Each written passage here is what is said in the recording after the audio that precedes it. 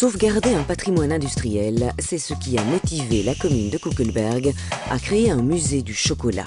Les anciennes usines de la biscuiterie-chocolaterie Victoria sont ainsi devenues, en septembre dernier, le Belgian Chocolate Village. Nous sommes ici dans un musée public. Donc notre ambition, elle est vraiment liée à ce patrimoine national de nos artisans chocolatiers.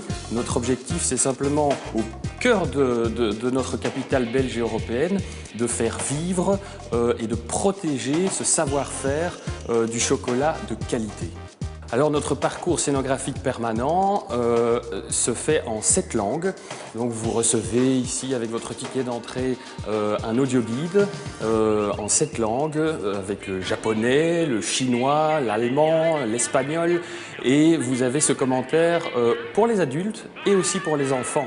C'est un parcours très didactique qui vous accueille dès le départ et qui vous explique d'où vient le chocolat. Nous avons une serre tropicale avec 3 cacaoyers d'ailleurs, et donc vous avez tout cet explicatif de l'histoire de la production, de la consommation du chocolat.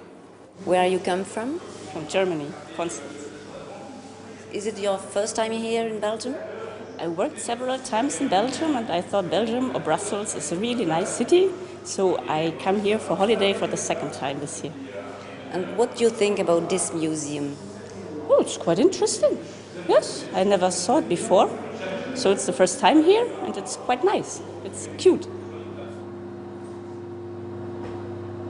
Notre envie ici au Belgian Chocolate Village, c'est vraiment de faire une vitrine du savoir-faire de nos artisans chocolatiers. Le visiteur pourra ici découvrir des grandes marques du chocolat belge, mais aussi ces produits de nos artisans chocolatiers. Et donc si on peut, avec le soutien d'ailleurs de la Fédération belge des chocolatiers Choprabisco, permettre cet essor de nos artisans, ce sera une belle réussite pour le Belgian Chocolate Village. J'ai de la chance de pouvoir participer en tout cas avec plusieurs chocolatiers, à profiter entre guillemets des lieux.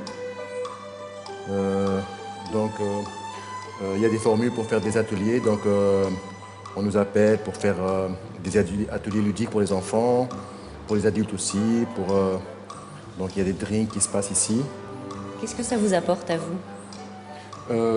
Moi, le fait d'être ici, c'est vraiment complètement différent d'être dans un atelier fermé.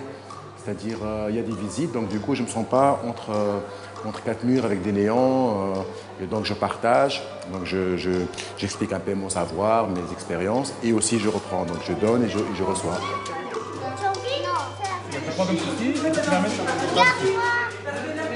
Ah, c'est bien, c'est joli. Où est-ce qu'il est ton chocolat? C'est une très bonne idée, une bonne initiative. C'est le fait vraiment de se dire, tiens, c'est pas lié à un chocolatier, mais lié à plusieurs. C'est-à-dire que chaque chocolatier a sa spécialité, et en fonction de ses spécialités, il va proposer aux adultes, aux enfants, voilà, à n'importe qui, aux touristes, de leur proposer, tiens, voilà, ma spécialité, c'est faire des pralines, c'est faire des mendiants, c'est faire des dégustations de chocolat avec du vin ou de la bière et chocolat, et chacun peut se représenter dans un centre.